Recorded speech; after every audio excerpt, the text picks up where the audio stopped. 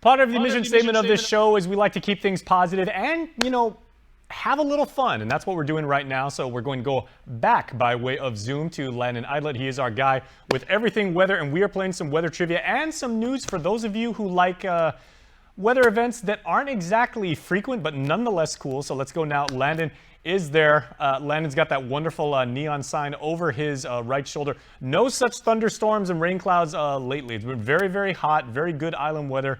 Landon, good to see you, my friend. Good to see you too, Jason. It's good to be back. I was off island for the last 3 weeks attending some training sessions at the National Weather Service Training Center in Kansas City, Missouri. And then I hopped around a couple states to visit some friends and family back home in Kentucky and North Carolina. And now I'm back. So it's my first day back in the job, and it is a super busy one. My desk is covered in papers and documents and reports to be filing over the next 6 hours. Well, bless this message. Man, you and your friends at the National Weather Service go out to Kansas City for so often for training. I would say like the two permanent residents of Kansas City at this point are you and Patrick Mahomes. Isn't that the truth? And of course, people ask, why Kansas City? Well, that's the National Weather Service Central Region headquarters, which is also co-located with the training center for all of the National Weather Service. So we have forecasters and meteorologists and other positions, electronic technicians and administrative support services. They're all going to Kansas City for weeks at a time for a variety of training courses. And so that is where many people across the agency are going. I saw a number of folks from the Guam office, American Samoa, and Hawaii over the last couple of weeks over there in Kansas City. And I met some people from Micronesia who work in other capacities in the Kansas City area. So we do have locals to our Western Pacific region that live in Kansas City, and it was nice to connect with some of them as I met them on the street, literally. Well, tell you what, while you were gone, we had really, really good weather here. But one thing I noticed, Landon, is, I get up early and I go out, like just after daybreak, and I actually go and do some cardio around my neighborhood. But I can see that we've had almost a full moon, very, very visible, even like after the sun comes up and everything like that. So does that mean anything? Well, it just means you have beautiful mornings with clear skies, and so it's been very dry out there. I think my first week in Kansas City, we had significant rainfall here in Guam. I think one of my coworkers mentioned we had over a half foot of rain in a 24-hour period. And so I missed a lot of rainfall, I think, that first week that I was in Kansas City. But it's since been very dry out there, and that's what we're going to be looking at the next couple of days. We do have a trade wind disturbance that will be shifting our way by Tuesday night. Let me turn my camera around right quick, and I'll get to my other screen shortly. But it's just a typical trade wind pattern out there, not much to speak of.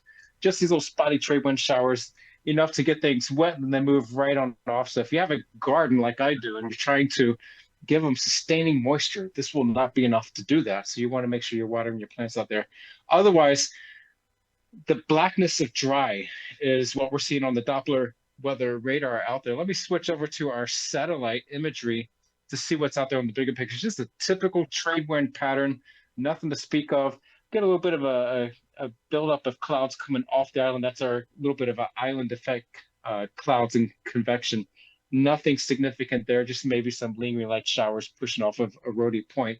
Typical when we have these northeast trades across the region, but farther east, we have that trade wind disturbance that's developing along 150 east longitude and eastward.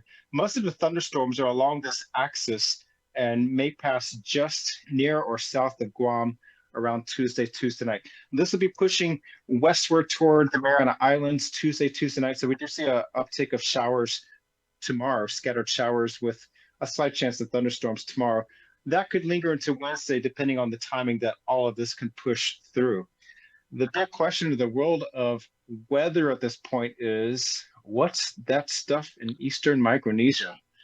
So a lot of eyes are on this area down here near Pohnpei, Koshrai, east of Chuuk, and all the way into the Relique chain of the Marshall Islands. That's the western chain in which Kwajalein Atoll is found. This is a broad tropical disturbance that's been spinning up, and some of the models try to spin up some degree of a circulation there. Not all models are on board with that, so it's highly speculative at this time. But the bottom line at this point is there are periods of showers and thunderstorms and locally heavy rainfall, very likely for Pompeii, Koshrai, and many of the surrounding islands. And that's going to be the trend for the next couple of days down there across eastern and central Micronesia. Is that a threat for us in Guam and the CNMI? It's too early to say.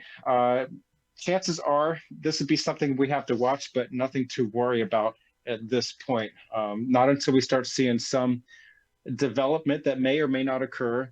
And once we see some consistency in the numerical forecast models, which may or may not occur. So we're going to be seeing these systems develop from time to time. That's just typical for our region. That's where we have to watch it closely. But again, the bottom line with this situation are the impacts that are ongoing right now. The locally heavy rainfall, the showers, the thunderstorms, and brief gusty winds, especially for the folks that are traveling by small boat between islands across the area. This is Pompeii right there and Koshrai right there. So this is highly pulsating with the showers. They pulse upwards and then they start dissipating. This will be the theme over at least the next 2 to 3 days. Well, you know what, Forecast models Landon, do show very this. few Go things ahead. actually show up on your radar, either metaphorically or literally, right? And you're a man who doesn't get surprised by much, but even you had no idea that there, as I understand it, there's going to be a solar eclipse later on this week, right?